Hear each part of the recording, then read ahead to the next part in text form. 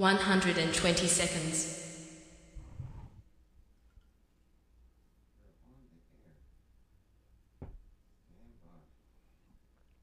110 seconds.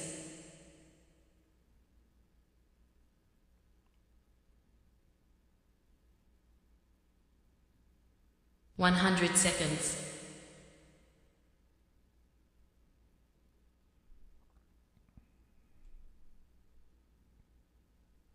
90 seconds.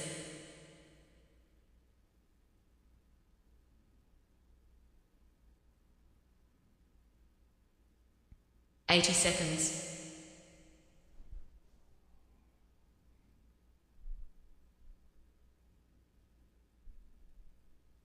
70 seconds.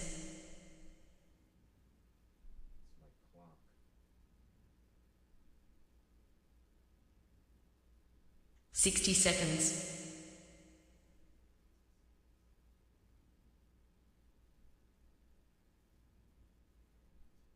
50 seconds.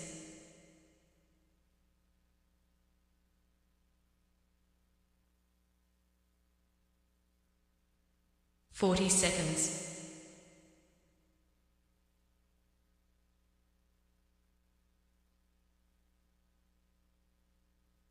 30 seconds.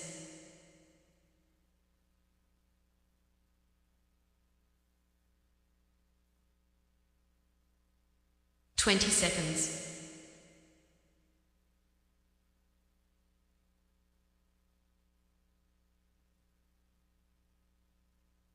10 seconds.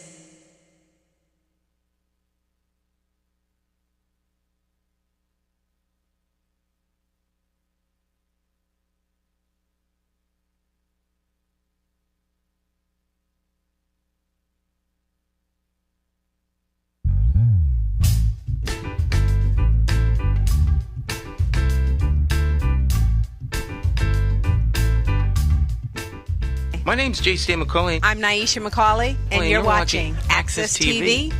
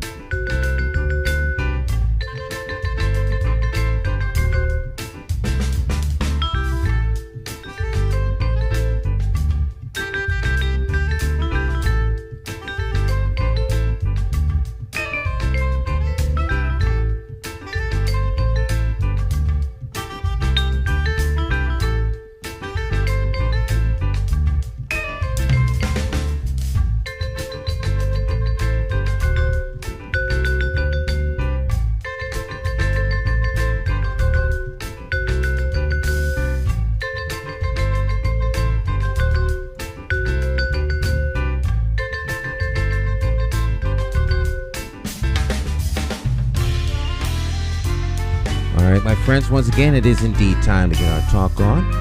Want to talk with me, your host, Jay McCauley, along with the champions of talk. This morning's talk champion in the house, none other than Cleo Duke-Wright. Good morning, Miss Cleo. How are you doing? Good morning. I'm doing pretty well this morning. You doing good?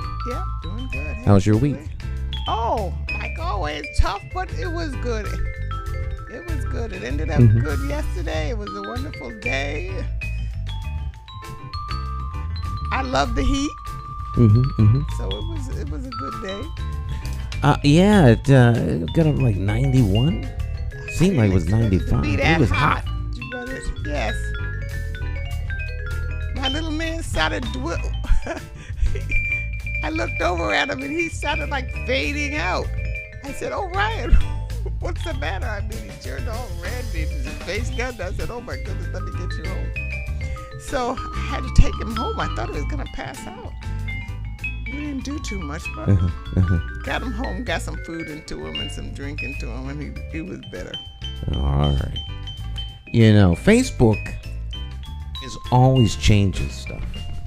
They changed their interface. You know, like you log on to Facebook and there's certain things that have been there forever a certain way. So in the beginning of the program, one of the reasons why there's that 60-second countdown, 120-second countdown, is because I pushed the show out to social media during that time. And it's like 120 seconds exactly that I have. You know, then after that, I've run out of time. And what happens when you run out of time? I don't get to push the show out the way I would like. On social media, I mean, there's some of it that's automated, but the Facebook side, I send it out to several different groups. And there's a pattern to that. It's like playing a song. And they change stuff. And now it's totally new. So once you can go right down the list, boom, boom, boom, boom, boom. Now you hit it. Now you wait. You gotta go and send it out. It looks like they don't want you doing mass sends. You have to do a send at a time. And if you have like 22 of them, so I have to see what has changed. And they don't announce the change.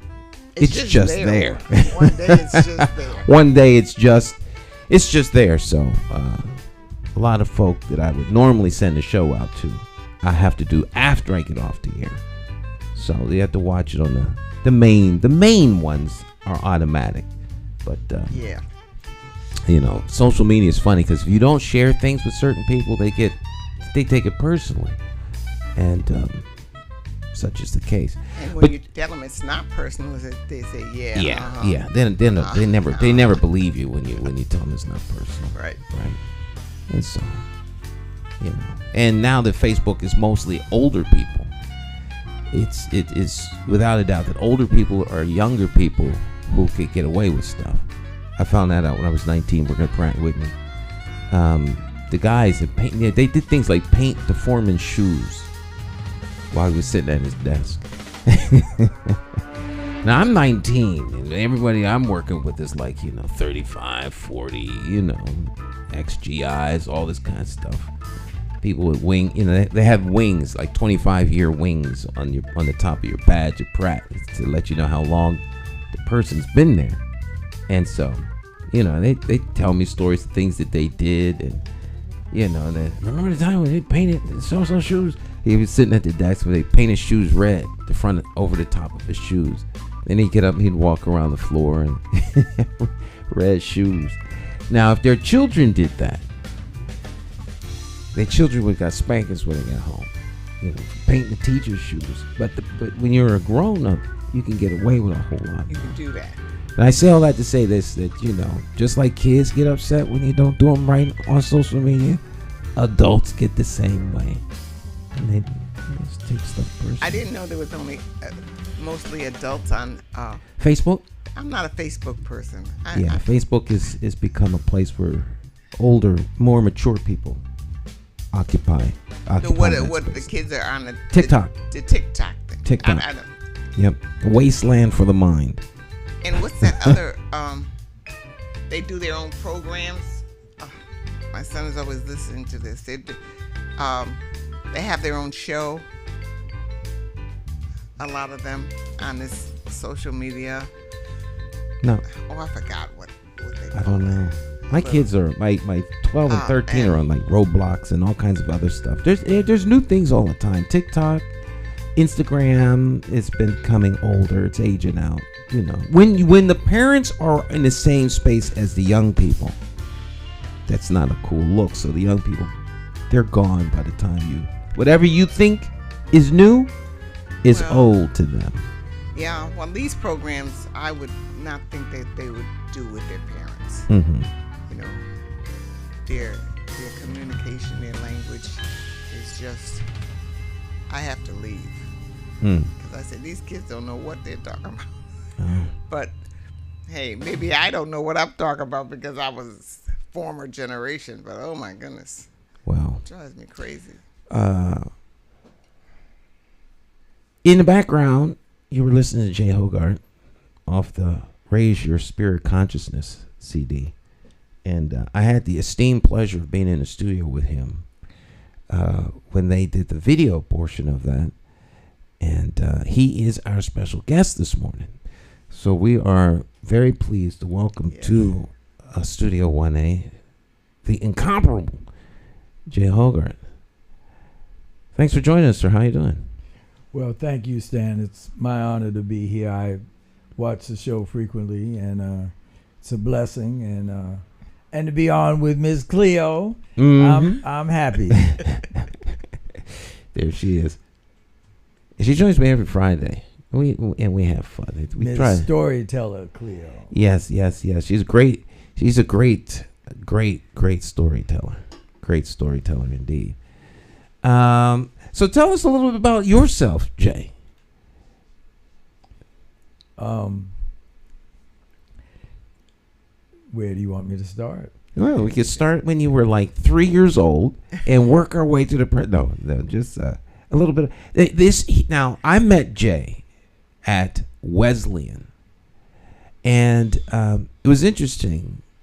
I don't know if I met you there or I actually met you doing. I think you were maybe doing music, but to me, my first introduction of you was at Wesleyan when Mitzvah was doing a music through indigenous, the connection of the indigenous people and to music. You were there was this, and he wanted me to come and videotape, and that's when I think that's when I actually met because that's the first time I think I actually had a conversation with him. I may have taped him on occasion. We actually met with Nandi. We did a with Sister Nandi. We did the first time we did a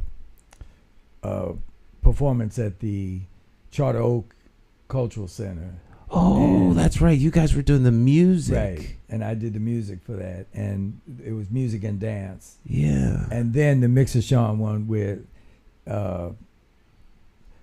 he had a trio with Faron Aklaf, who's on the drums on that video that you just played and on that record. And his brother Rick Rossi.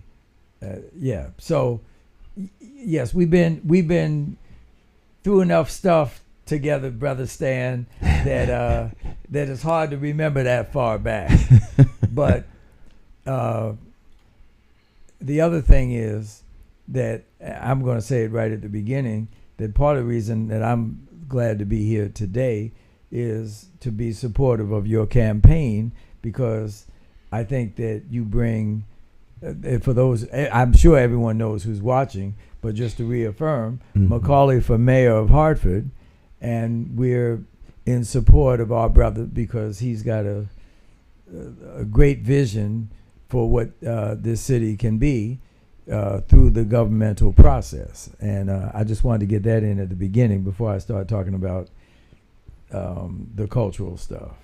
Well, I greatly appreciate that, and coming from you, that means more than you can begin to imagine. Very much so. So I thank you for your support, my friend. I thank you for your support. Well, it's not gratuitous. It is honest and genuine and well deserved, and people need to know that this gentleman, who is the moderator and host of this show, and who is also the technical director and a person who's a brilliant videographer and all that, is even deeper than that. He's a brilliantly astute observer of the political process here in this municipality, and he brings a great vision that needs to be more widely. He has an advantage of having this program, but for those of you who are watching the program, you need to tell more people not only about this program, but tell them in the mainstream media that they need to cover this candidate more, and over the process of time, he will be covered more. But that the idea being that from a grassroots level, he's building something that is unique and brings a unique vision to the office of mayor of this city. Mm-hmm. Wow. Yep. That's the main reason I'm here today. I'm not here. I mean, I appreciate you playing my record and all that stuff, but as Cleo knows, and I saw the other day with Luis and your other guests, we can talk about a lot of different things. I know we have a free rambling conversation, but the important thing is to understand this is not just I was not asked to do this. I was asked to come on and talk about myself. But I ain't doing that because the important thing is what this candidate brings to the table and would bring to the table as the leader of the municipality, as a municipal leader. It's time. It's time. It's more than time. It's overdue. You're absolutely right. Well, then I'll always let the conversation go where it goes. So we could absolutely chop it up when it comes to talking about municipal government here in the capital city and some of the things that are going on, and that we see happening in and around our society. There's I was having a conversation the other day, talking about some of the violence that's happening across the country, but that you see here in the cities, and like a reoccurring theme is when people don't have a voice, how do they express themselves? And I think a lot of the establishment people want to use aggressive force to silence people as opposed to hearing the cries. And our leaders, our wannabe leaders, of which of course I would be considered a wannabe leader. So I think a lot of our wannabe leaders, Hartford, Connecticut. I think some of our wannabe leaders seek to maintain the establishment and status quo, and others want to empower the people. So if you had to think in terms of, what two forces matter most, and that tug of war that goes back and forth, maybe we could talk a little bit about that. Because as the race proceeds, and I've had conversations with people in like both camps. There's the camp that says that if you're not raising lots of money, you're not a viable candidate. So I guess the question is, what makes a candidate viable? Mm-hmm. Are you directed to? Yeah. Depends on who you're really talking to. Mm-hmm. What makes a what makes a candidate viable? In fact, those of you out there watching too, drop your answers to the question in the chat section. So yeah, what makes a candidate viable? integrity, caring about the people that he is going to be taking care of. And that's what a leader does. He takes care of the people. Whether you're what kind of leader, whatever kind of leader, you take care of the people to make you one and to make you whole, so you can work toward the betterment of all. That's the kind of not money, not third generation, blah, blah, blah, not any of that stuff. He's got to have honesty, he's got to have integrity, and he's got to have love for the city. And if he doesn't have those three things, then he shouldn't be mayor, he shouldn't be any kind of leader. And it is not about money. But if you can raise $1 million and pay people off to talk other people into voting for you, that's not a leader. And until the people understand that they are the power, we're not going to have a mayor as long as the money is shilled out and you listen to people and you get yours and nobody else gets theirs. And that's what I think about. That's why I think Hartford happens in Hartford. Get mine and bump everybody else. Nobody else cares. Mine, my family, third generation, blah, blah, blah. Third generation, what the heck is that anyway? You know, his daddy was this, his granddaddy was that, and he's scheduled to be this. And you could sit down in your chair and just watch the magic. No, that's not the way it's supposed to be. So that's what I think. Mm-hmm. Well, we're not that that I disagree, but I do want to say that money is a big factor, though, in the sense of money as the capital that is distributed, that makes how it's distributed in a municipality, and what are the priorities in terms of directing resources in a particular direction. And so there's a direct relationship between those who can raise large amounts of campaign money and what you were saying of those who are in positions to donate large amounts of campaign money because they are expecting to receive large returns for that with the candidate.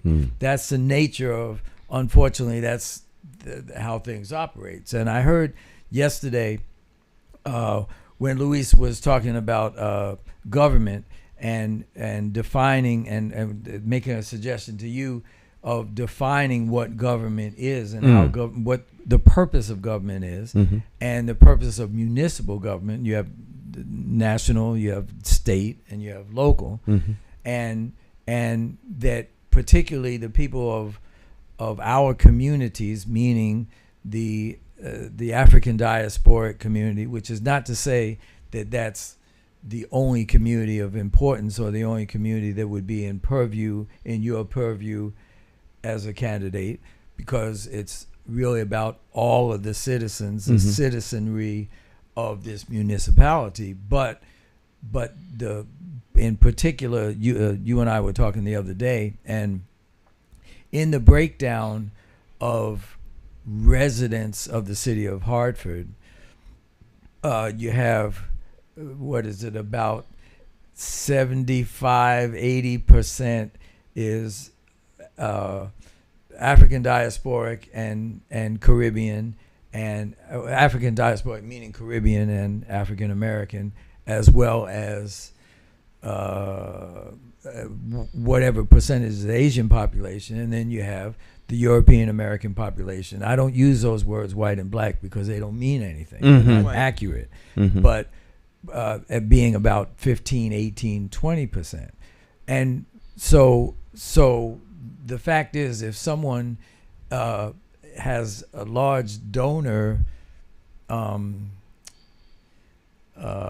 coffer, they probably did not get that large coffer from the majority population. That's just a complex reality of people understanding why it's important to make that $5, $10, $100 donation, not talking about $1,000 or $2,000 donation. So that the point being that the larger donor segment often doesn't come from residents of the municipality. This is not just in Hartford. This is everywhere. And again, people give those kind of donations, or especially when you have the kind of donation situation where a company or a interest group will have 500 members of that organization or group donate $1,000 or $800, or it's done that way because it's really coming from the CEO that's donating Right. $40,000. But this is how they get around. Spread it out, Yeah, right. they spread it around. That's because there's the expectation that when the monies are when whoever is in the office will redistribute the municipal money, which is tax money that operates all the functions of government, of everything, of education, of the roads, of the water and sewage system, and of the every other municipal function, that somehow they'll get a cut that's bigger than what they donated back. Right. And most of the people who are the residents have no idea about this. Like, all I know is, my basement flooded, and or the traffic light hasn't been fixed in a month, or or whatever the issues are with the school. And people need to understand that when you vote, the person that you vote for has everything to do, not everything, has something significant to do with how the municipal resources are allocated. And so then what you were saying about the sympathy, empathy, all those important components that are integrity, those things all kick in. And then who do you owe it to? And what I'm here to say is that I know that McCauley is not someone who is beholden to all the corporate interests right now, hopefully never will be, but is beholden to the population. Yeah, and that's a pretty different model that people need to recognize. The only way you can show your support for that is by making your little $1, $5, $10 donation, and then certainly the most important thing is about voting. Right. Well, if you consider that all of it, the most important currency that we have as citizens in this quote unquote democracy is our vote. So all of the money that they raise is twofold. One is to get the message out about the fact that they want you to vote, and the other one is buying access to the one that's being voted for. And so, if the people, particularly in a poor city like Hartford, because Hartford is between the fourth and the eighth, depending upon what data points you're looking at, somewhere between the fourth poorest and the eighth poorest city of its size in the United States. So if you have a poor population who's kind of in survival mode, making money donations isn't part of their view of things, and so they're marginalized.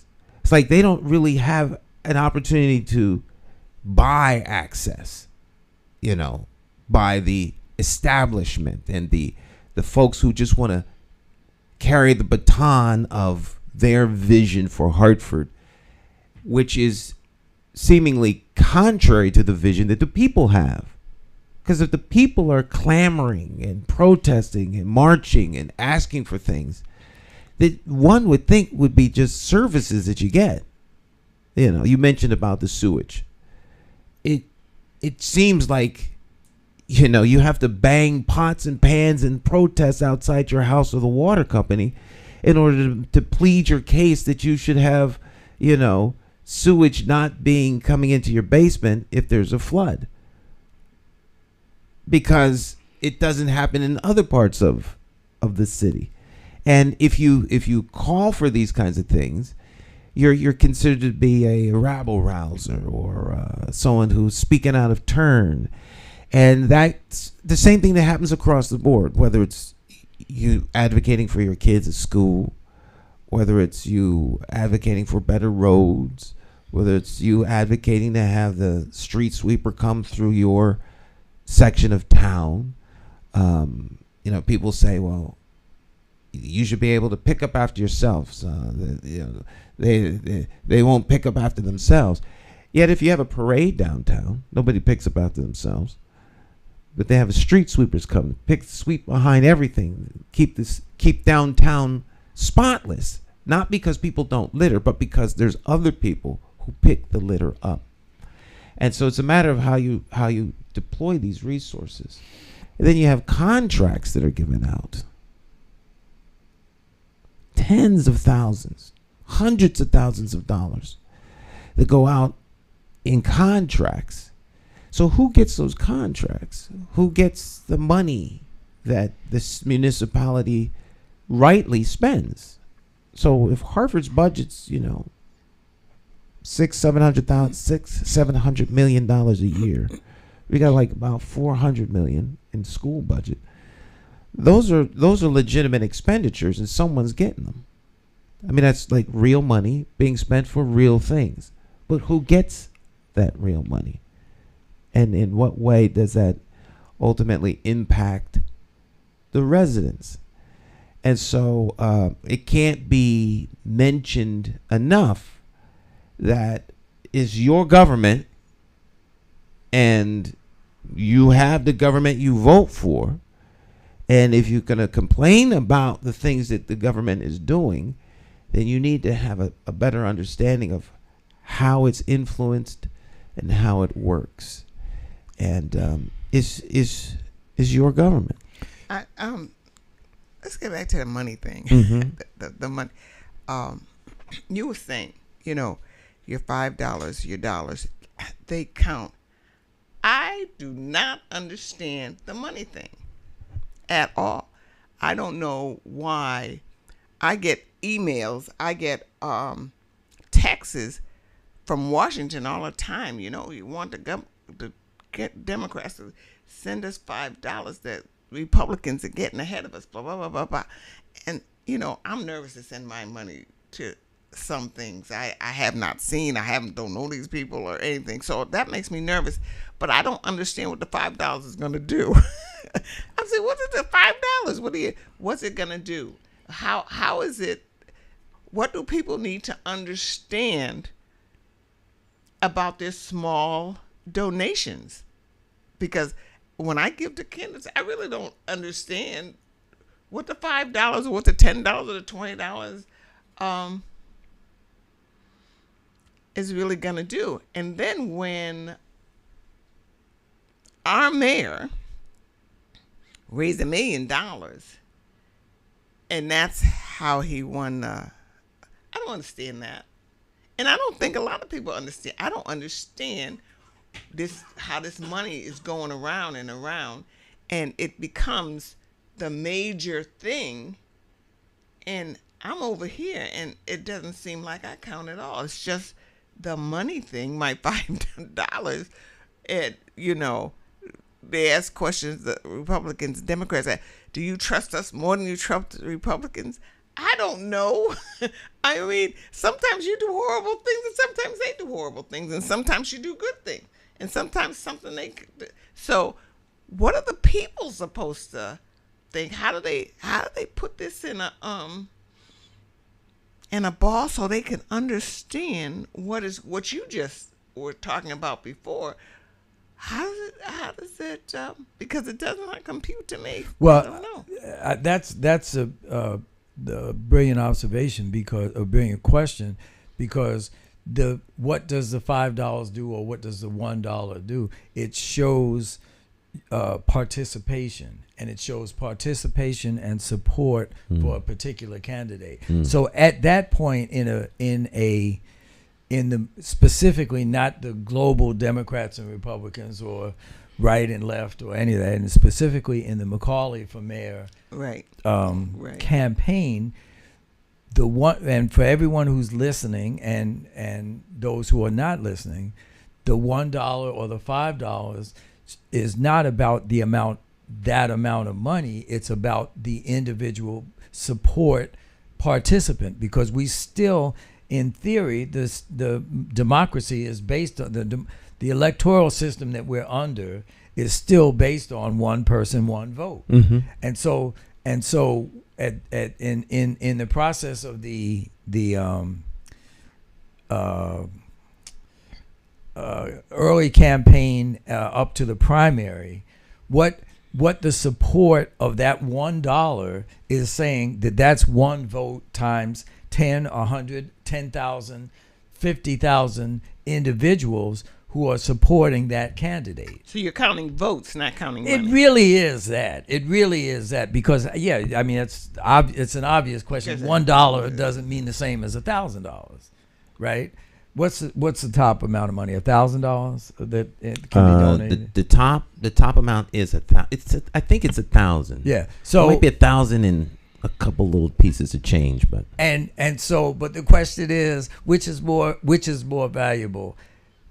50,000 from 50 contributors or 50,000 contributors at $1. And in terms of the electoral system, the 50,000 at $1 has way more leverage. So that's the point is that people say, well, what is my $1? What's my what does that mean? And like you say, you get these things from the National Party, you get from all kind of candidates, from Iowa Democrats, from Democrats all across the country, Nancy Pelosi and all that stuff, right? Well, right now, at least what I'm focused on and what we're focused on by being here in terms of the McCauley candidacy for Hartford, Connecticut, is to get our candidate at the top of the ballot. And the way to do that is by showing individual support by way of being your name as a contributor. And that's what the $1 buys. Not buys, that's what the $1 signifies. Signifies. Whether it's $1, $10, or $100, it's the same. It's the one vote that you're counting. Yes, the one ma'am. vote. That's what it is, and people need to understand that. And say, well, I'm just as you just said. Well, what I don't count. What difference? As long as we have the democracy system, voting system, the electoral system that we have, every vote does count. And people say, well, what I'm going to vote for? Why should I vote? I voted for Obama, and I ain't got no more money than I had then. That's pretty much the common. But the fact is, on the local level, as well as the national level, if one person isn't in and the other one is in, then we have, there's less leverage. Just like we're dealing with on the national budget right now, that people both on the left and the right are upset that Biden had to make these compromises, and they're calling it the Biden. And the other guy, I can't think of his name, the Republican, the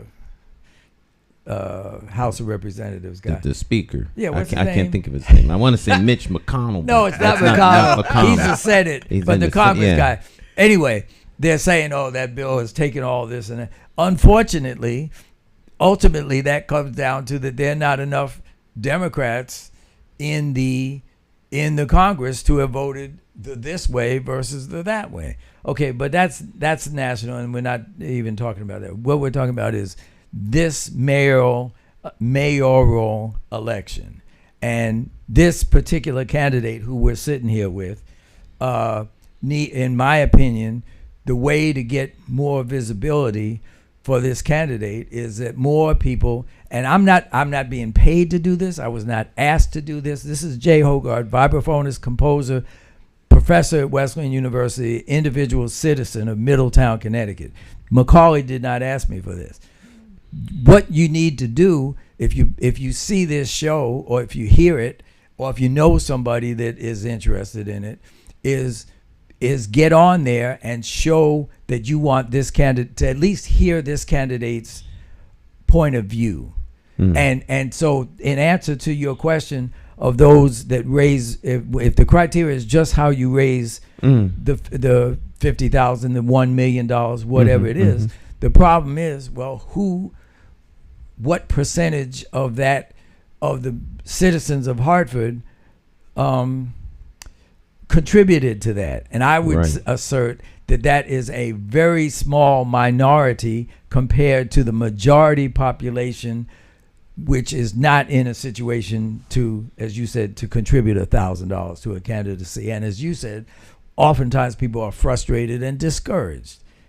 But what I'm saying is, don't be discouraged. Be encouraged. All you got to do is click the button and donate. And donate $1 and put your name on there, because your name on that roll makes a huge difference in terms of showing numbers of support for a particular way of thinking. Yeah. See, people want you to think that you don't matter, when it's quite the contrary. You matter most. When one person goes downtown and says something, you have their ear. You go up to the state legislature, one person says something, you have their ear. And trust me, folks, I've observed this time and time again. The individual constituent has as loud a voice as a organized group of people, because that constituent is at the top of the food chain. A lot of times organized groups can't vote someplace. Sometimes they were paid to be there. They got off of buses. They've been incentivized. Lunches are set out there for them. But the person that walks in is just a constituent that took the time out of their day, that goes and takes a day off from work to come up there. When you speak up at the state legislature, you have a voice. When you show up at your Board of Education meetings, they listen to you. When you show up at City Hall for City Council meetings, they listen to you. When you write a letter with like real ink and paper, and you took the time to do that, they listen to you. And if you give $1 or $5 or $10, that actually speaks very, very loudly. So if they look at, because quarterly what happens is the reports come in as to how much money and how many people gave. And then they can see, oh, yeah. And your $1 says not so much that you gave an amount, but that you gave. And you are a voter. So when Hartford residents start giving, that has an impact. Just like when people register to vote. All right, if you register to vote, that says, wow, they registered 500 new voters last month. If those people come out and vote, that may make a big difference. So registering to vote and giving to support, obviously, the McCauley for Mayor campaign, says a lot. So you have to give as an expression of your support. And that's where the giving is important. It's not so much that you like, what can they do with $1? No, yeah. It's the statement that you're making as a giver that makes the difference. As a donor. Yeah. So that the point. So if I had put that together in my mind, I could have said to the people who were talking to me, yes, they might have given $5,000, but it's still just one vote. Or he may have, right. That's still just one vote. And sometimes it's not a vote at all. That's right. I said, but you, if they don't live in Hartford, if 10 of you give $1, $5, and you're actually going to go vote, you beat him. Right. You beat him. Yes. Do you understand that? So if you go out and explain that, and there's easy ways to explain it. People like to be on top. You're the one. You're the important one. And then you get two of you together. The two of you are the more important one. You walk into City Hall. It's your show. It's your show, not their show. So, how do you tell people that? That's what's coming in my head right now. Well, you just said it beautifully. And it's not just that they're important, but it's the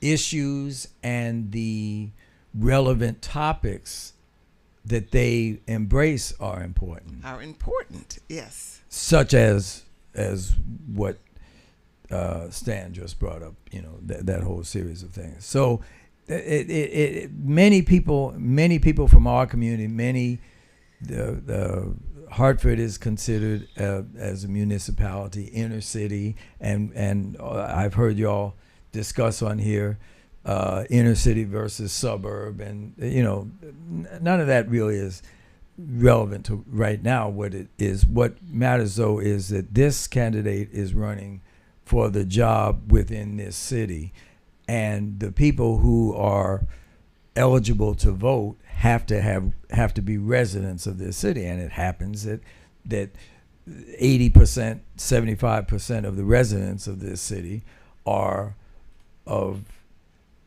I'm calling it African diasporic. People can call it whatever they want to, and we know that many, and we identify, all three of us identify with that community, and we know that many of the people in our community are discouraged from voting and feel alienated from the system. Why?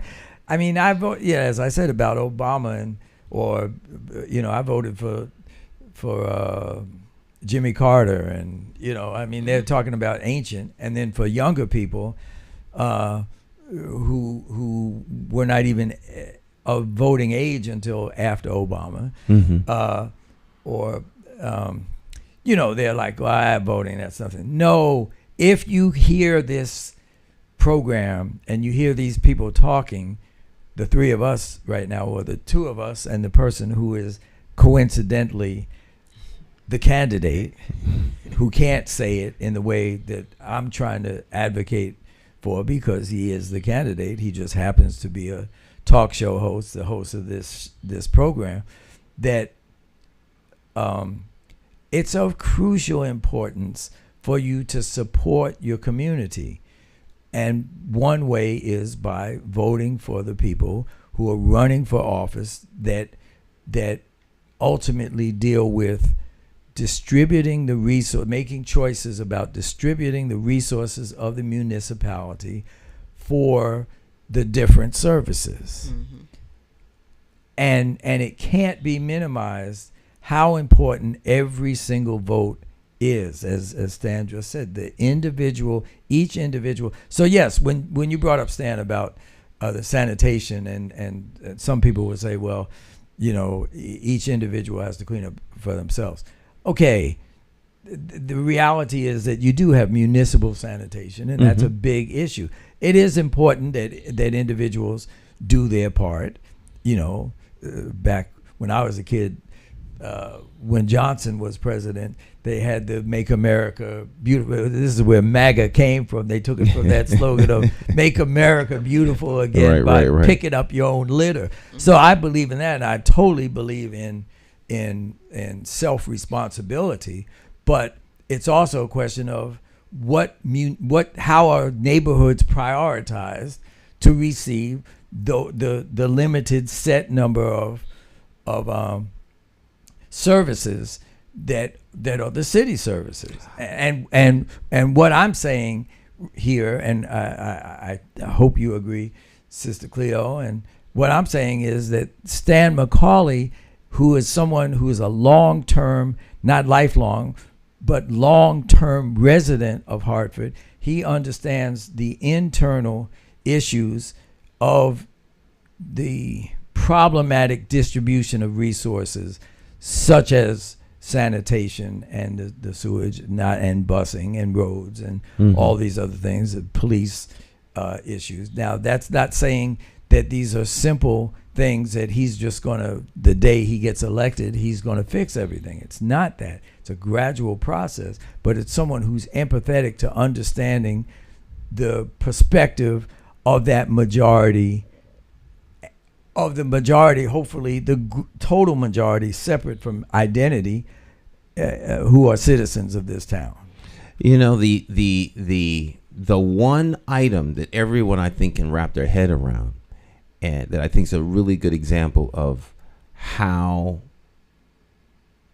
politics enters into the decision making. There's two of them. One, the speed bumps in the city of Hartford. Who gets them, who doesn't? And two, snow removal. So which streets actually get done first? You've got the main thoroughfares that are going to be done. Those are logistical, necessary, public safety decisions.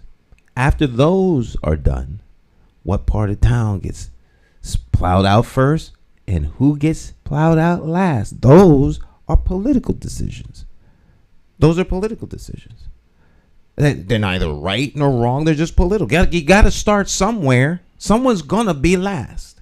I don't care what you do. Someone's going to be last. So the question is, why are you always last? All right? Why are you always last? Ponder that thought. We'll take a short break. We'll be right back. We'll do a shameless plug for your support. McCauleyformayor.com.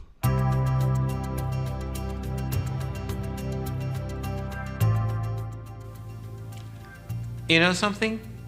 Hartford's strength is the people. They're independent thinkers and love their city. So how did Hartford fall into the hands of rogue policymakers? Well, to start, this rogue group spent nearly $1 million putting themselves on the inside and leaving you out in the cold. What if I told you that $5 can be the difference between a Hartford with hope and vision or a Hartford that is in perpetual decline, increasing crime, and an educational system going nowhere fast? Your $5 contribution to our team is a statement that you are investing in Hartford's future. Your $5 contribution to McCauley for Mayor will make you a member of the team, and together we will explore the possibilities. More than that, you will be demonstrating that Hartford's people are ready to make a stand with Stan. Our goal is to get the support of 5,000 people who live, work, and play in Hartford.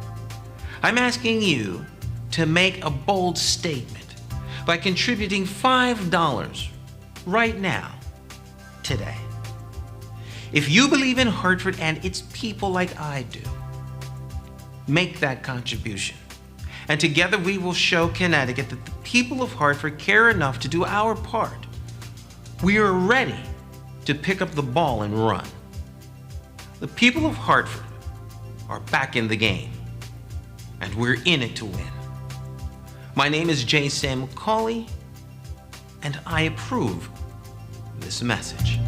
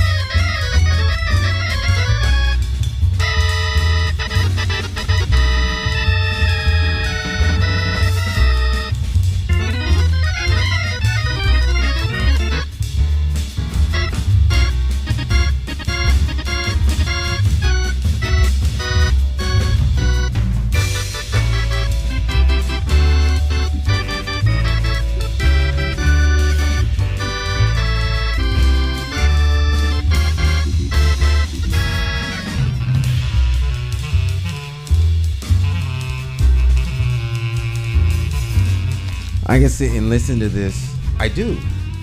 All day long. I love it. Music Maestro Jay Hoggard is in studio with us. And this is Both Feet on the Ground. This is off of his latest work. And this is it right here. CD. And music professor. And all around great guy. Jay Hoggard in studio. This is at Van Gelder Recording Studio in Inglewood Cliffs. Is that right? New Jersey, overlooking the Hudson River in New York City. And this is a historic, legendary studio. It is like it was a double honor to record this session, because not only was it, recording a great musical genius, it was also, the number of people who probably brought a video camera into that space probably counted on two hands. Because the guy wouldn't let anybody come in there with recording photos, video, nothing.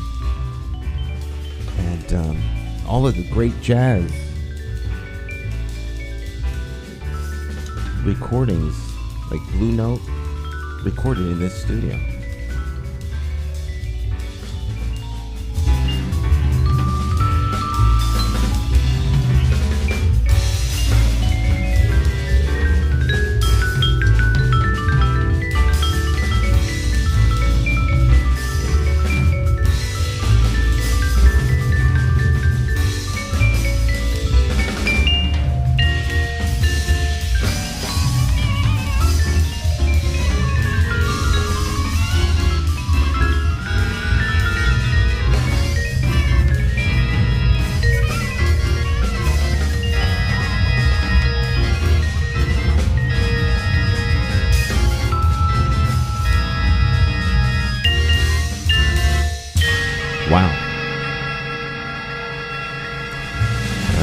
Stick and Stay. We'll be right back with a little bit more of Jay Hoggard. Morning Talk.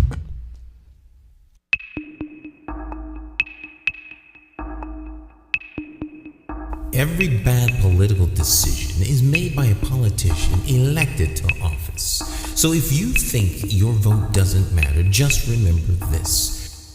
There are people sitting with politicians in a back room making deals about your future, making policies about your children, making decisions about your neighborhood. To them, you are just a vote. You are not their cause. You are just a vote. Elections have consequences, and if you don't vote, you are actually voting to keep these people in power to work against you.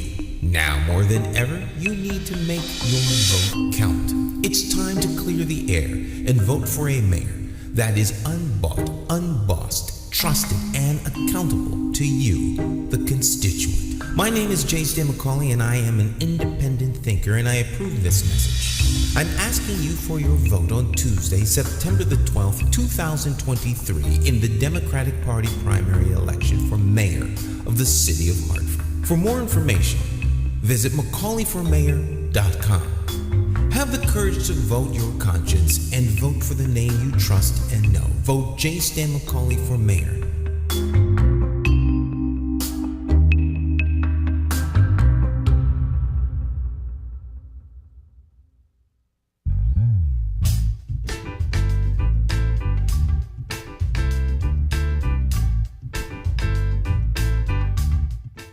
Hi, My name's Jay Stan McCauley. I'm Naisha McCauley, and you're watching AccessTV.org.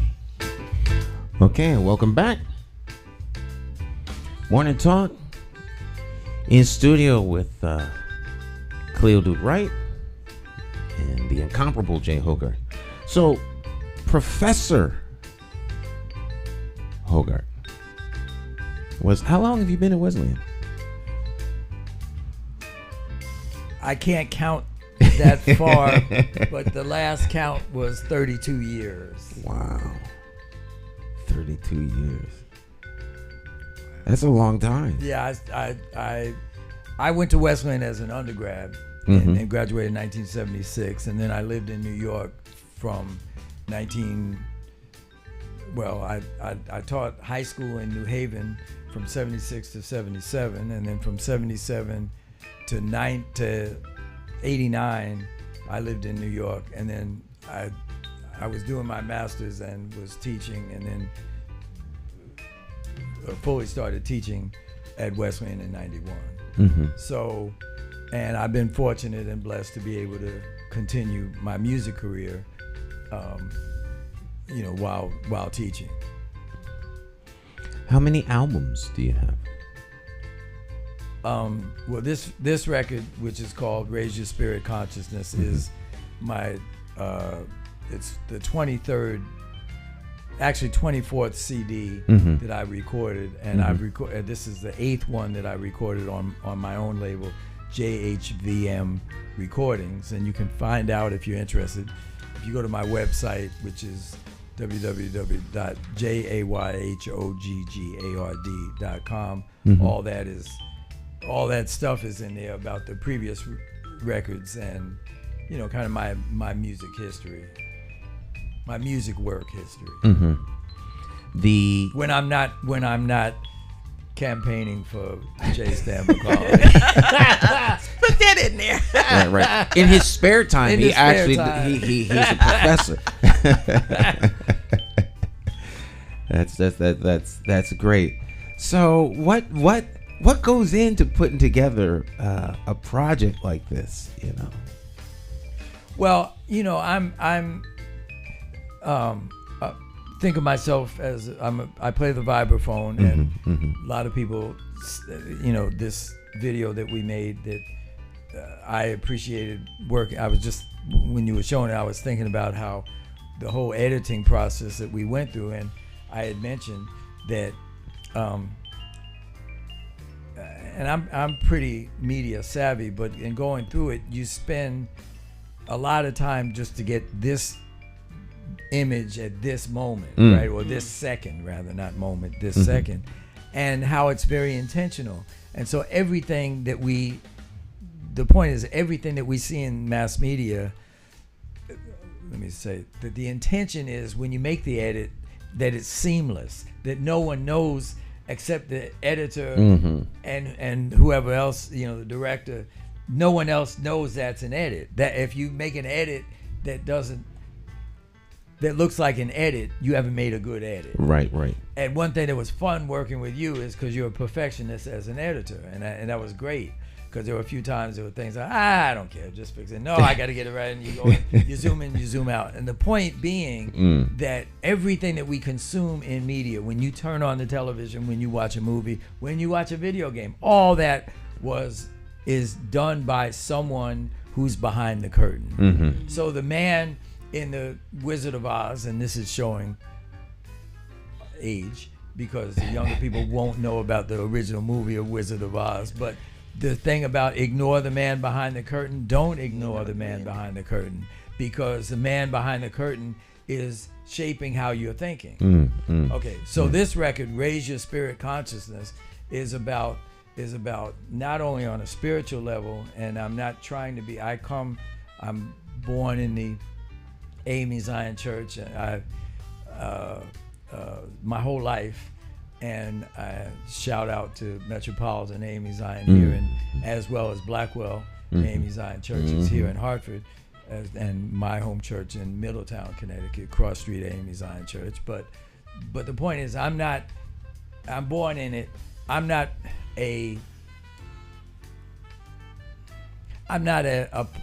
partisan, but I'm not advocating, everybody needs to go out and join Metropolitan AME Zion Church or Cross Street AME Zion Church. I'm not saying that at all.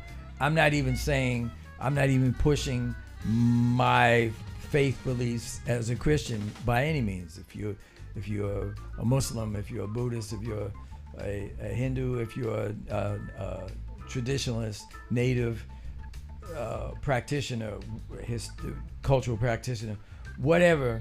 What I'm talking about is your spirit consciousness, of the consciousness of your spirit, as opposed to your more mundane reality that most of us function on most of the time. And the spirit consciousness is when someone gets behind you, when you're driving and someone hot dogs you in your car and you're going 50 miles, 70 miles an hour, whatever speed, and they're going 90 and they're just going to push you, not to get sucked into the anger of road rage. This, Cleo, this is largely a male thing, but females get in this too, where, okay, I'm so mad, I'm gonna stop the car and, and blah, blah, blah, blah, blah, blah. Or the consciousness of, I'm speaking to young people here, of no matter why you're mad at whoever you're mad at, who, took your $5 or $100 of your weed money, or took your money in whatever kind of transaction, or whose boyfriend, girlfriend, this and that and other, that picking up a weapon and pointing it at someone and pulling the trigger, that's not going to make it better. That's going to make it worse. It's going to make your life and their life worse. Your spirit consciousness is going to tell you, I'm mad, I'm angry, I'm bitter, I'm frustrated, I'm this and that, but I'm going to act in a rational way that's going to be the positive, productive activity. Lead to positive and productive activity. So that's what this record is about. And okay, that's enough. I said enough right with that. I'm consuming what you're talking about. The raising of our consciousness to a different plane where we don't react to things so emotionally, as opposed to giving some thought, and just being in a better state, in a better place. The whole album speaks to that. Well, music is very important. Sound, humanly organized sound, is what at Wesleyan, the field of ethnomusicology that we use as our point of reference. But Hartford is a town with great history of music, and from all the schools and from university level to kindergarten, and then the many people that have come here and brought important concepts of sound, one of whom my mentor and hero, the great Jackie McLean, who he and his wife founded the Artist Collective. That's not the only one here, but Jackie and Dolly and Paul Brown and Sister Cheryl. There's a history of sound consciousness with sound here, of people who have and the fact is that the Artist Collective still exists as an institution. There's no famous jazz musician like Jackie McLean who also can say that they have an institution that is still here after they have left. So that's something that has to be remembered. But the point is that the music our music called jazz has a great line and lineage, and the whole music of what we call African American music, the sacred and the secular, and the sacred has is one very clear way of focusing on the power of music to uplift. When you're in church or in any kind of situation where you hear some kind of music that's geared, that was specifically, the lyrics are about, or not only just the lyrics, but the music is intended to uplift, you feel that consciously and unconsciously. And then there's also music that's intended to, deal with the more mundane aspects of life. The whole tradition called the blues is a response to the trauma and the horrific nature of the forced labor slavery system, in its many manifestations, and it's a organizing of sound in triumph, right? But then there's also a focus on the very mundane. Oh, baby, I love you, and you don't love me anymore. And but then we also in the 21st century, 20th and 21st century, they figured out that you could make this thing called a recording. We're speaking through the technology now. You were talking earlier about technology, and you could make this thing that will appeal to the lowest common denominator of everybody's. That's what you focus on, and so many young people. This goes back to what I was saying about the man behind the curtain. What has been injected into the brain is sound consciousness that is often not intended to uplift. It's intended to lead you in a different consciousness. So again, these are all the kind of things that in my little recording here, and for those artists who are trying, not just consciousness artists, but people who are trying to deal with sound in an inspirational kind of manner, this is what we focus upon. It would seem to me that we could that like artists who are expressing themselves, particularly in music, and I would imagine other arenas, almost have the same kind of challenge as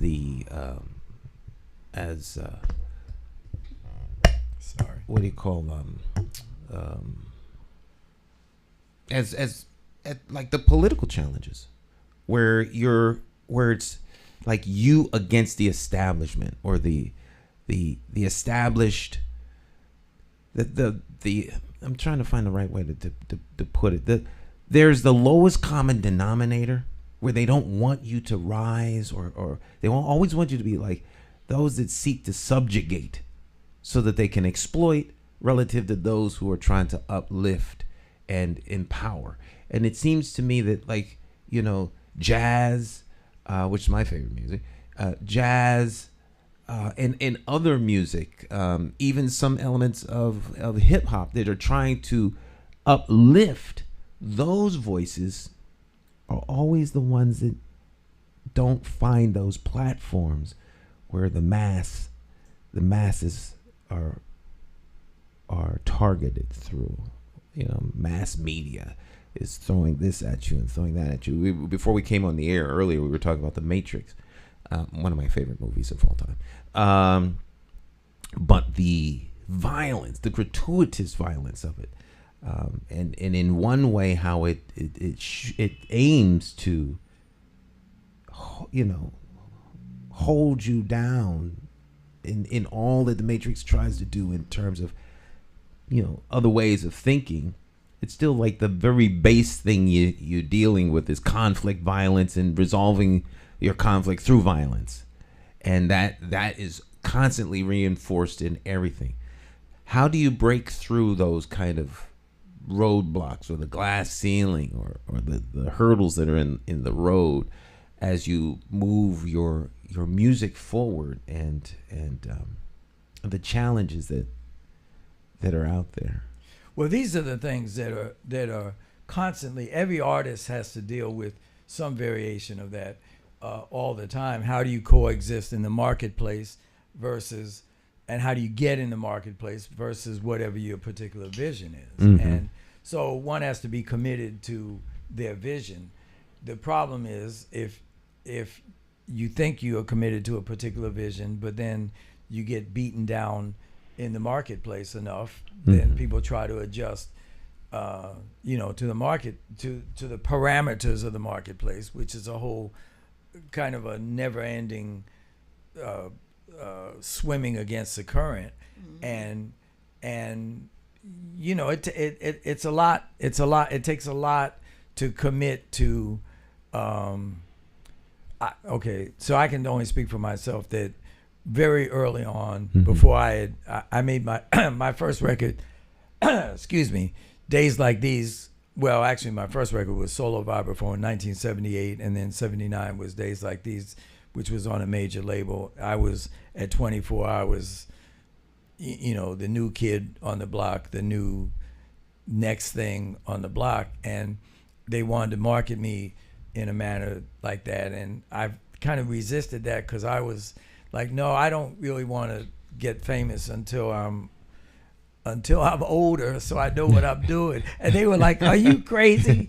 This guy is crazy because, we're offering you, all you got to do is you do this and you can get that. And I was like, no, I don't really want all that. I ain't looking for all that. Mm-hmm. I'd rather, and I thought when I was an old guy, like in my 40s, that I'd be able to handle old that. Guy like in your 40s. Oh, yeah, there we go. Right. Old. I wish I could go back 20 years and be just almost 40. Right. Now at 68, as the beginning of the last third of life and the beginning of the elder stage, even though I still think I think like I'm 18, but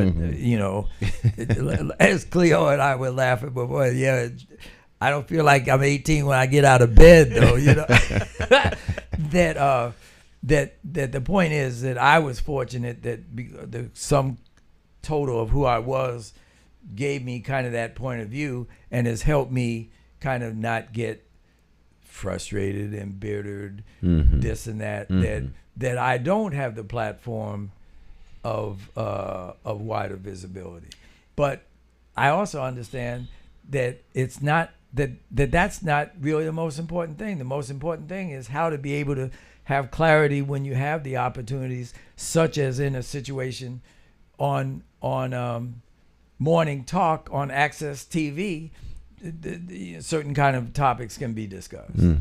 That a lot of authors would come to me when I had the bookstore, and they said working with these publishing houses and presented their books the way they did not want them to present their books. They didn't like anything that they did. A lot of them just turned to self-publishing because what they wanted them to do, and it was against them. And you really can't fight yourself forever because yourself is going to win at some point. Yourself is going to win. So when they're telling you things and in your head that is not what you want to do, in your head, but you say, hey, those are the smart people. They know what they're doing. I don't know what I'm doing. I should follow them. Try following them. Self is always correct. That person you thought, I tell people this all the time. That person you thought you were when you were 7 and 8 years old, that's the person you are. that person is still there. That person was not wrong. You were not wrong. The world is not right. You know more about you than the world does. And those thoughts that come through your head, you need to follow. I'm saying that because I didn't for a long time. And I came right back to who I was. And it was the same person I was all the time. And the direction that some people pointed me to, because I thought they were the smart people, was not the way for me. So that's what I'm hearing in you, is that you knew that that's not something inside you said, no, that's not exactly what I want. I don't know what I want. I don't know how to get to where I want to be, but that's not it.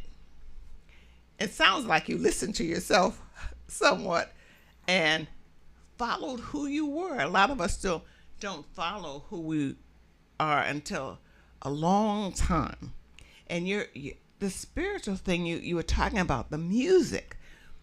And I found that same thing in storytelling. That when you're telling a story, you go in there. Of course, stories take their own way. You really don't have all that much control over it. But once I wanted to tell, I told the audience this many times, but I want to tell you this now. Once I was in a situation where I wanted to tell a story to pay some people back because I was mad. I was really mad. And so I had told him a story the night before. And I said, today I'm going to tell him a story. This is around the time women's lib was a big thing. And I tried to tell a story that didn't have Afro-American in it, just a general story. But any black person would have known it was an Afro-American story. It was an African-American story. And they didn't receive it well.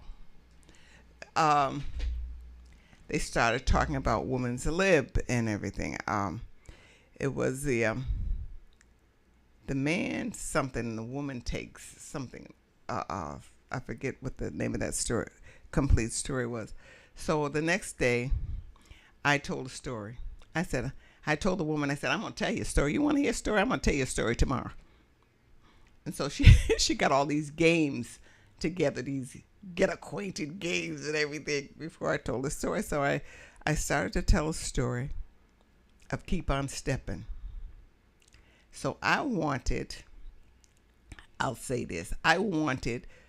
all those white folks to be the slave owner. I'm going to say, I want to really feel bad. So I told the story of Keep On Stepping. But in the story of Keep On Stepping, at the end of it says, I'm going to tell you, children, don't matter what nobody says. Let me see if I can remember that. It's like, who are. When you know you right, it don't matter what nobody says. You just keep on stepping. That was kind of the end of the story, and he was going off with his backpack, and he had gotten his freedom, and the owner on the porch said, Dave, the children loves you, I loves you, and well Missy likes you, and he kept saying, yeah, sir. Kept walking, didn't turn back, kept walking. Dave, the children loves you. I love you. And Missy, she likes you. But remember, Dave, you always be a nigga. And so I wanted them to be the slave owner on the stage. Well, and I was so emotional with it. When I turned around, all these people were crying. So I said to myself, Lord, get me out of here, because I'm tired. I didn't have enough. So when they started talking about what they felt, they told us about a time when they were Dave, and they had to make a decision to keep on stepping. And so these people were crying because and telling us these stories about the time they had to keep on stepping. And I said, oh my God, nobody was a slave owner on the porch. And so I said, no one identified with him. Nobody. Yeah, right. Nobody identified with this. They all identified with Dave. It's good guy, bad guy. Yeah. In the times in their lives when they had to keep on stepping. So I just, my son had just walked in the door and I said, please take me home because I'm tired. But I never tried to direct a story like that again toward anyone again. That was the wrong thing to do anyway. But I never did that. I just why did you not do that again? Because you thought that they did not get the point? No, I didn't do it again because I thought that I learned a story and then I let the story go where the story goes. I don't put anything on the audience, whatever it is. I don't put it, I just tell my story. You was like weaponizing the story. Yeah. Oh, I see. But yeah. But did you achieve the desired affect? I achieved. Well, I don't know. I didn't think of it after that because I was so exhausted. Oh. After the storytelling, I was very exhausted. But they got a feeling. But no, because I wanted them to feel bad. You Right. Did I wanted them to feel do you bad. think they felt bad? Now you say they were all crying. Pardon? You say they were crying. They were crying, yes. Mm-hmm.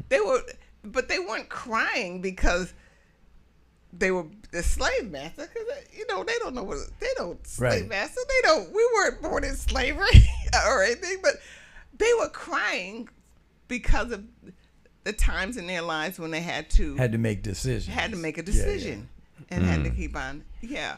Well, that's often the case, and even just the way you just did that just now, like as embodying the characters, and telling. So I could see how you could be exhausted, but the point being that most people, if the goal was to get people to identify with the bad guy, people usually don't identify in those stories with the bad guy, right?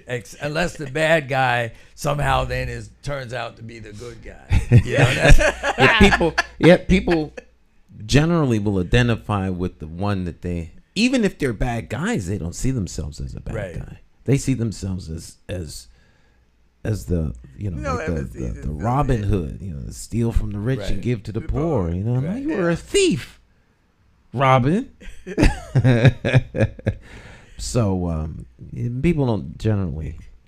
No, Yeah. I didn't. But I do want to say that often, and connected to that, in talking about the history of African American musics, right?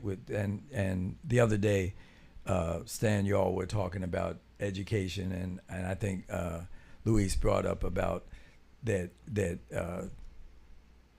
there's inadequate representation of historic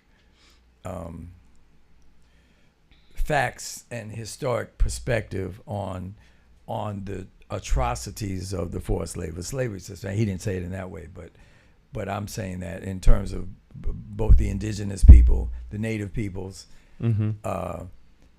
and coincidentally with the native peoples, it's so ironic that all the names of rivers and cities and and states that retain the names, but they know nothing about.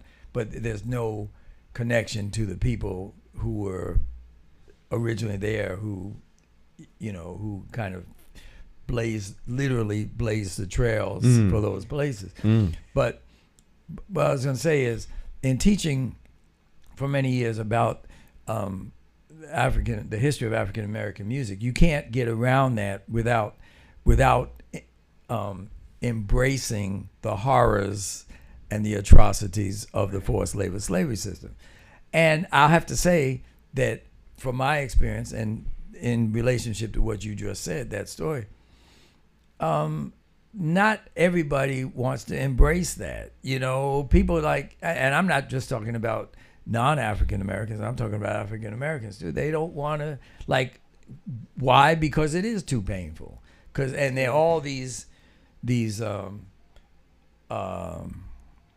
defenses that shut down, that switch the topic and switch to other things. And the reason, and this goes back to then what we're talking about of in this city, just to mention about again about the electoral process. Why do, and I think Stan, you all brought up that someone said that they didn't understand why more African Americans didn't vote. Right? Oh yeah. That was you're talking about the with Luis said that Christopher Murphy. Yeah, Chris Murphy, our had senator. asked him that. Yeah, and the fact is that just like the distribution of resources, why is there an unequal distribution of resources of people of the African diasporic community? Why do they not feel as entrenched and connected to the electoral system, to the political system, to the governmental system, to the educational system? all these things are related to the history of the last 500 years, which really most people don't want to deal with. I opened a bookstore because of that. And I was in my own community, and it was not embraced. And just got sick of going into bookstores and looking for my history and looking for things and looking in the library. The Harvard Public Library told me in 1980 that Connecticut never had slavery, and I just laughed. I said, "That's ridiculous. How could you think that?" And I had to go find out that information myself. But that was, back then. But very few people came to my store to look up their history. And the ones that came, I mean, they were there every day, trying to find out more and more. And Native American history I had, and I had Asian history in America. But it didn't, it was very hard, and it didn't go well. You didn't turn into a huge corporation. Yeah, my thing was I wanted global franchise to be the biggest bookstore in Connecticut. That's all I cared about. Right. I didn't, not the world. But no, it didn't work, and my own people really basically didn't embrace it. But full circle, you didn't get discouraged and just toss it out. You found other ways to function in your life and still bring that consciousness. Well, I don't know. Have I said I don't? You're still here doing it. You just told that here. story. I still have my books. I still have my stories, the stories that I tell, and that's exactly what many people of this point of view experience, and that's what my record Raise Your Spirit Consciousness is about. Exactly that. Like, it's a survival process, and surviving what you believe in, and not only what you believe in, because half the time we don't even know what we believe in, because we don't. And this is why, on the political level, in Florida right now, the governor of that state is running on a campaign of what that phrase, anti-woke, or choke the woke. Oh yeah. Yeah. And he said the other day that if he's elected, he will eliminate leftist thinking permanently, and the idea of this word CRT, meaning critical race theory, why this is some dangerous thing. Well, for me, CRT means colonial racial terrorism, right? And right. This is not a theory. This is empirical. It's not, and nobody. So full circle, those people in your story that you wanted to embrace the slave terrorist. No one who's alive now is responsible directly for slavery. So you don't have to feel like, because your great grandfather was this or that anyone is holding you directly responsible. But the fact is that these circumstances of that institution created the circumstances that are what we are experiencing every day right now. That's right. The remnant pathologies. Right. But that's not debatable. That is. And so those that want to deny that, I guess their desire to live in denial is their right, but that their desire to not want to acknowledge a thing does not make a thing so. They don't want to hear it. I was once asked to speak in Black History Month, and a professor from UConn was before me, and she painted this flowery picture. I was getting more and more angry at her. Maybe I shouldn't have. This flowery picture of the slave period, and I'm saying, why is she doing that? Why is she doing that? Maybe if I had more experience, I would have done that too, but I did not do that. I gave a story of the history of Hartford as I knew it growing up, and a history of Southern slavery, and I put them together, and I said different but the same. You know, and the man got furious with me, and he said, "We're not talking about your experience. We're talking about African American." He got so angry at me on the side, and so I finished doing my program there, and after I finished, silence. There was deafening silence, and when I was leaving, people would come up to me one at a time as I'm going to the door saying, "I had that experience. I remember that. Whites and blacks. I remember such and such. I remember blah, blah, blah, blah. This happened or that happened." As I'm going to the door, but I'm sitting there talking to them, and the question and answer, they didn't say a thing. They just sat there. So full circle with that in 2023, then why do we have certain communities that are 100%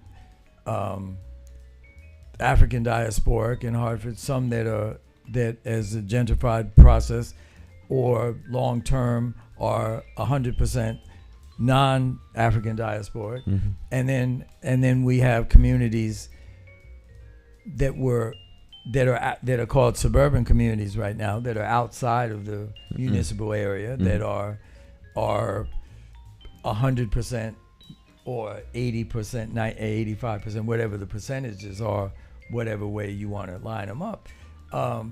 And that was the other thing I wanted to say, that this record and my Raise Your Spirit Consciousness and Harlem Hieroglyphs, which was my previous record, are both about the process of the migration from south to north, and then the remigration north back to south, which many people have done who can do it, but then others cannot. And so the point is that on this issue of who is a viable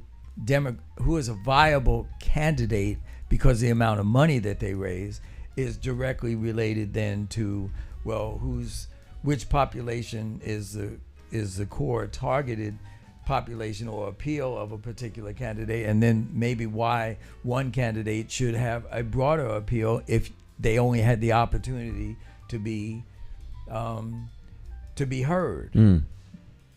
To be heard. I want to tell you that I want to respond to that story, but I'm going to do it like this because I don't want to, And many things have changed. We're in 2023, where a whole lot of things that previously existed. Okay, and it's like, why y'all still complaining about that? Why are you talking about that? Ain't nothing to do with slavery. This is, but the remnant is everywhere, mostly in resources. And so then the other part, the self-help or the self-responsibility, is to take on the burden of supporting the political process, supporting candidates who resonate with you, not just because of the way they look, not because of their melanin, but because what they're talking about is it resonates with your point of view.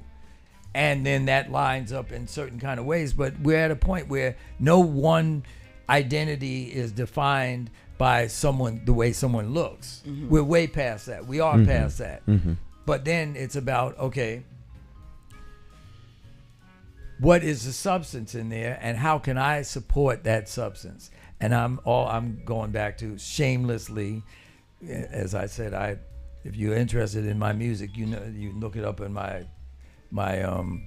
thing, but that on the computer, what's that thing called, the website. But I'm here to say that J. Stan McCauley, as a candidate for mayor of Hartford, Connecticut, brings very important perspective to the table.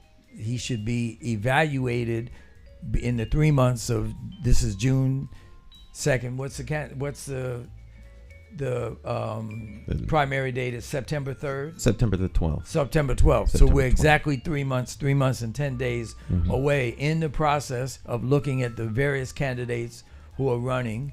You're not going to see McCauley on the nightly news, the nightly local news, as much as you see some of the other candidates.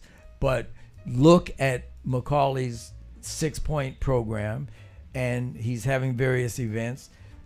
Give him the attention that he deserves, and then get out and support him. Absolutely. Absolutely, 110%. Where can I buy the records? You can go to www.jayhoggard.com. Jayhoggard.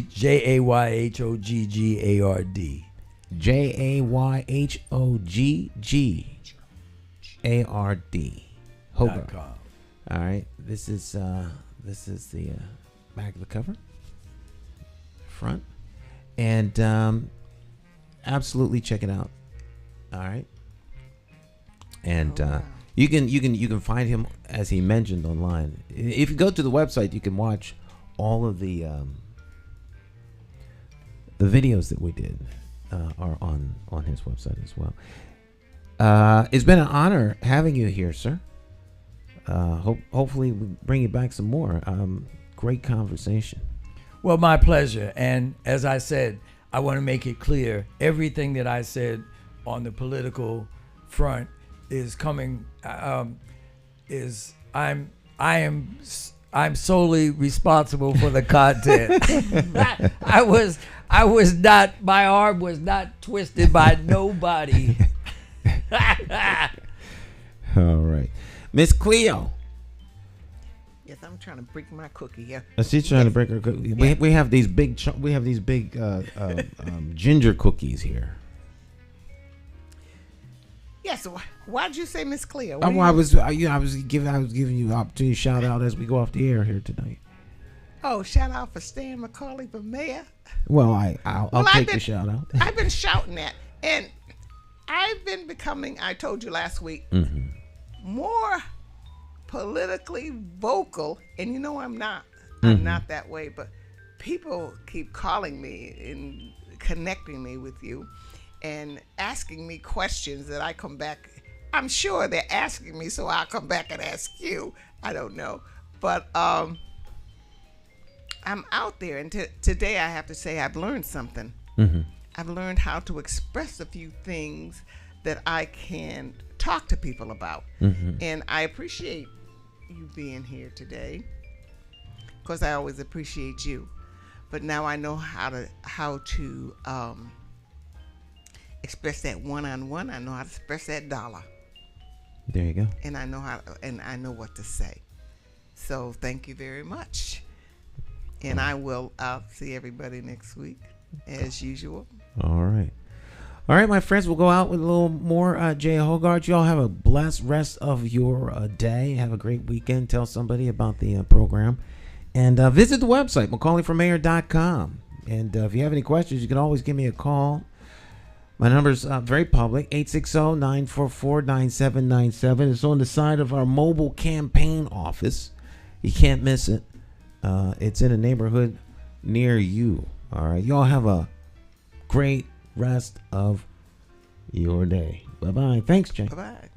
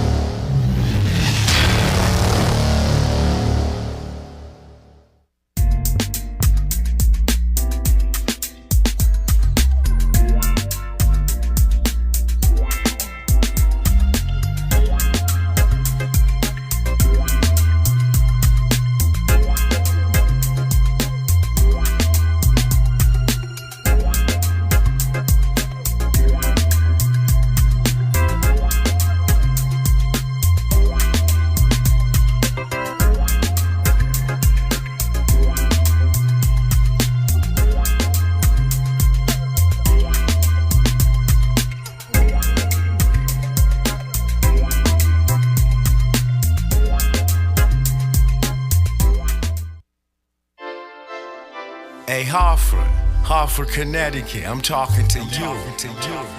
We gotta get out and vote. Vote for Stan McCauley. It's our time. We gotta rise up and take it back. Vote for Stan McCauley. Vote for Stan. You gotta vote for Stan McCauley. Vote for Stan. Vote for Stan. Oh yeah. It's more to politics than just what your social covers. And it ain't somewhere written down in bold letters. Don't just take my word for it, do your research. Think of your future, look at your bigger picture. Shooting tie, clean up, unity for the righteous. Plotting on action, hands on access. With a light source vision, door to door knocking. Guerrilla style marketing, brainstorm as a collective. Real neighborhood suggestions. Only we know what it is where we living. To make real life decisions. Move on facts, make it manifest back. You gotta vote for Stan McCauley. Vote for Stan. Vote for Stan. Vote for Stan. Oh yeah. Look at your city. Stop.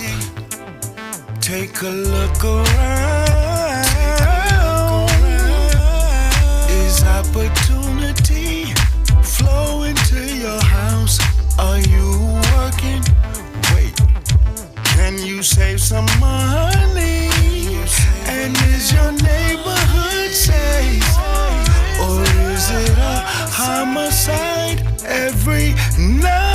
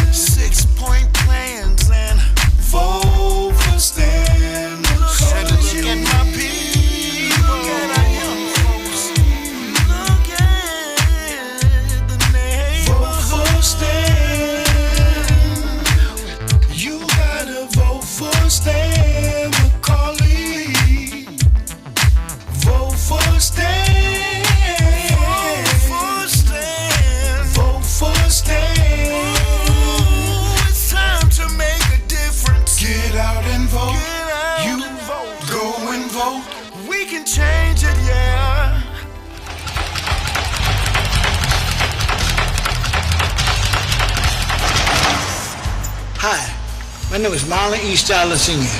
Many of you may know me as the two-time welterweight champion of the world. I'm here to tell you that Democrat J. Stan McCauley, as our next mayor, will fight for you until the last bell. Help me throw a knockout punch. Go out and vote for Stan the man. My name is Jay McCauley, and I approve this message.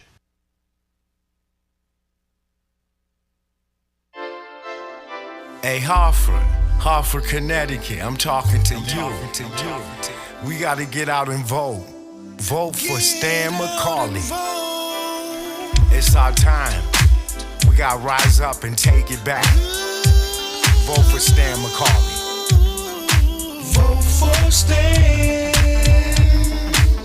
You gotta vote for Stan McCauley. Vote for Stan.